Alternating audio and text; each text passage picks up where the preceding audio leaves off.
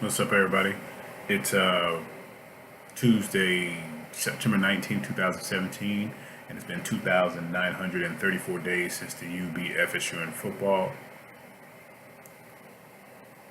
FSU returns to play football on Saturday after a three week hiatus against North Carolina State at noon on Saturday. 3 weeks because the game against who was it? I don't know. On the 9th, it got canceled because of the Hurricane Irma.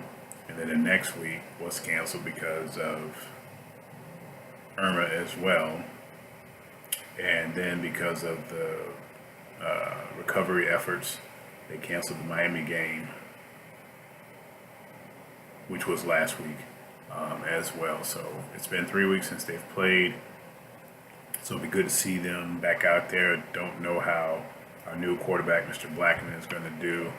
People are high up on him, so I'm going to give him the benefit of the doubt. Plus, his first game, so it's going to be some growing pains with it. But as long as he can improve over the next 2 weeks, and NC State is a good litmus test. If he plays well against them, and because he's not playing a scrub. That's a good litmus test. So if he plays well and then next week against Wake Forest, then I like our chances still against Miami. If your quarterback play is not good, it's very tough to beat any team, especially a team of your arch rival and of the caliber of Miami, which is ranked. Miami actually is on the same hiatus as well. They haven't played in 3 weeks as well, so they'll be playing this week. I don't know who they're playing, so I'm really not concerned about it, really. Not a lot of news today, but I just wanted to get on here and talk about a few things because, well, every now and then I like to ramble, so I do that.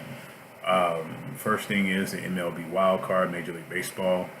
I'm only concerned with the American League right now. My Angels are within a stone's throw, within reach of making the wild card. I think they're 2 games behind the Twins, and I think 3.5 games behind the Yankees.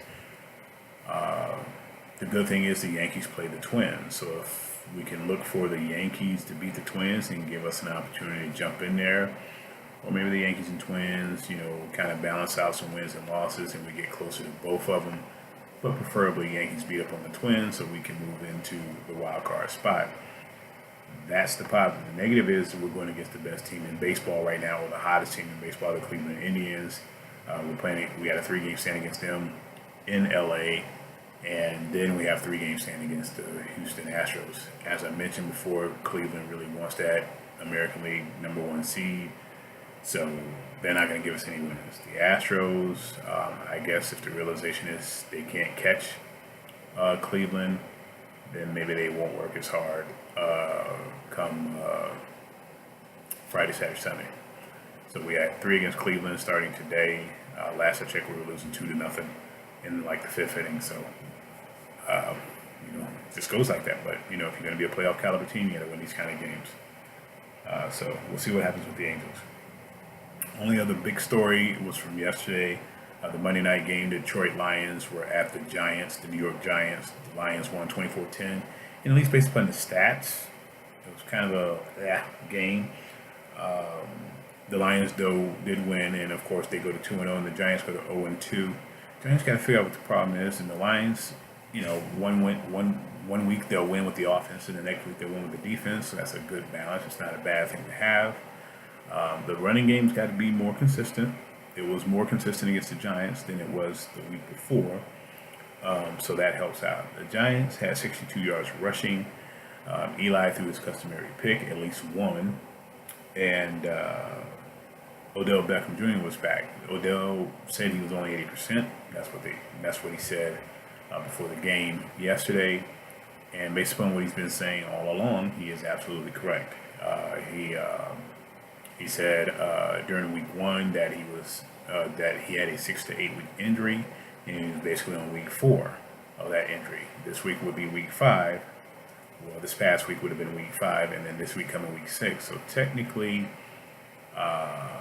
him being close to 100%, he would have had a better chance this week coming Sunday than he would have the last 2 weeks. And so he went out there and played yesterday. He said he was about 80%. He looked like he was about 80%, but he was feeling okay. So I think maybe he was a little worried about, how would he feel, being cautious with what he's doing. But once he got into the flow of it, then he felt better. And who knows, defender could have been talking noise to him, saying they're shutting him down, not realizing the guy's not 100%.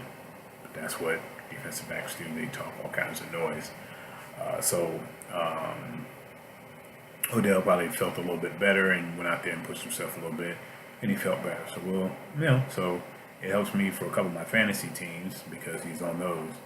But that'll help out the Giants because once he gets to 100%, he'll draw more attention, and maybe that'll open up for the other receivers, whether it be Sterling Shepard or whether it be Brandon Marshall. Both of them right now are underachieving. They're not doing anything. So the Giants need all they can do. Also, the Giants need a consistent running game, and they need that defense. Unfortunately, they're going to need that defense to be a little bit more stout in order for them to have wins until that offense comes around. I'm not going to get into, there was reports that the Giants coach threw Eli on the bus or whatever. I'm not getting into all that. I'm not getting into the he say, she say, because first of all, I wasn't in the locker room. So, but Eli said he doesn't care. So that's good enough for me. But I think right now it's just a team that's going through some changes. Got to understand what they're trying to do. And they got to buy into what the coach is selling. If you're not going to buy into what the coach is selling, then, continue to tank and then they'll fire him. But I think they'll be fine. Last year they were good, but they just didn't make the playoffs. The offense was good, but not the defense necessarily. So now they got to put the pieces together. So we'll see how it goes. Lastly, I just want to ramble a little bit about the he say, she say crap that's going on in other sports, namely the NBA. The NBA is it's like a bunch of divas. I don't understand these guys. They always just yapping about something. Kevin Durant apologized for basically still running his mouth about the Thunder, saying that he didn't like Billy Donovan and that the team wasn't that good, except for him and Russell Westbrook. Dude, why are you still yapping about the Thunder? I don't understand that. Move on. You sound like a scorned lover. And even though you say you happy somewhere else, you still, every time you get an opportunity to talk bad about the last one, you do that. It's just like that. It's like somebody who says they're happy that they've moved on, but they can't let go. Dude, you've moved on. You've won a championship. I'm not getting what your problem is. I don't get that part. Dude, move on. Just focus on this. Stay off Twitter. Stay off the social media where they just feeding you crap and you sitting there eating it up. These reporters coming to you with rumors and he say, she say. Dude, just say no comment and focus on basketball or whatever else it is that you're trying to do. Why are you still talking about the team you moved on from? Come on, man. Then there's Kyrie and LeBron. Everybody wants to figure out, well, what did Kyrie mean when he did his little interview on ESPN yesterday and all that kind of stuff. Who cares? And Kyrie's still yapping because he likes the attention. Dude, you've moved on to the Celtics. You got what you wanted. You got your trade. Shut up about the doggone Cavaliers or LeBron and move on. And instead of sending cryptic messages, if you want to talk negative about somebody, then say exactly what you're trying to say. Quit trying to talk in code.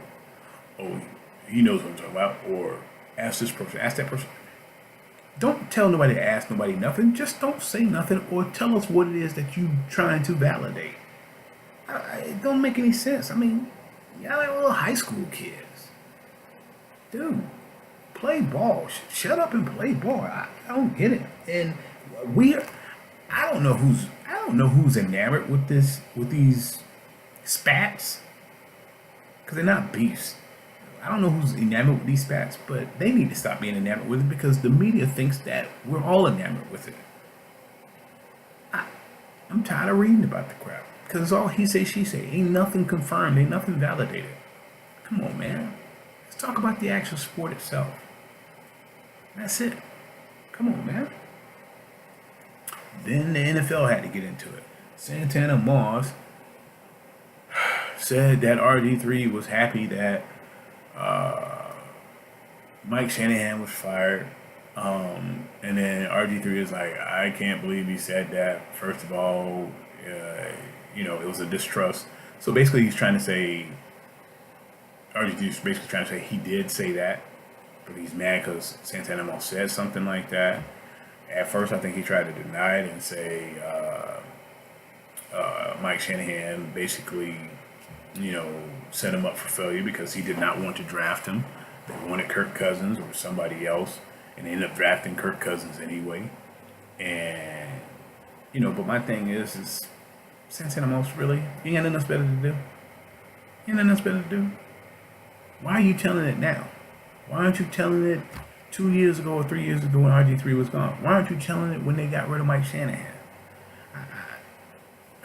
Again, man, I don't understand it.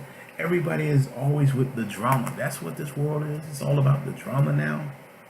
It's all about petty stuff. Somebody put a microphone to your face and you start yapping about old stuff.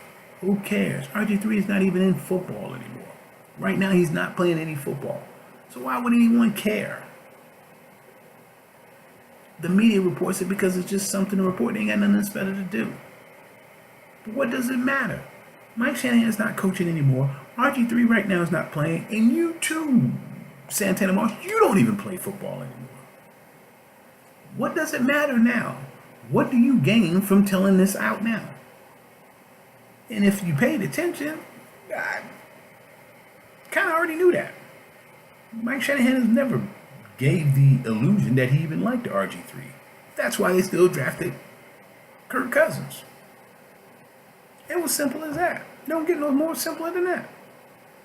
So what RG3 said is valid, and we didn't need you to validate that. We didn't need you to validate it. Come on, man. Gee whiz. Humans, man, y'all got to focus on your own lives and trying to be better people and trying to help the betterment of other people. This ain't helping nobody. Nobody's about helping anybody. And you ain't gotta help them. You know how you help them? Just shut up. Jeez. I won't even be commenting on any more stupid stuff like this anymore. This is ridiculous. Anyway, lastly, because I think the last two videos I did, I think there was some noise interruptions, and I usually don't check my videos to make sure they're okay. Once I checked the first two that I did, I felt like they were fine. So I heard that the last two had some noise interference, and of course I wasn't going to do the videos over. I just wanted to make sure that this video worked. And since there's not a lot of news from today and yesterday, I still wanted to put together and talk about those things. Lastly, we want to tell everybody to take care of yourselves and be safe out there. A lot of things going on in life, and it's not just people spreading rumors. It's not just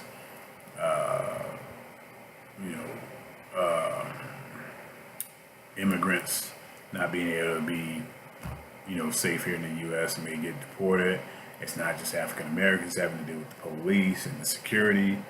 Also, there is natural disasters, and we're talking about Mexico City had an earthquake today of 7.1 on the 32-year anniversary of when they had an 8.1. And so, thoughts and prayers go out to them.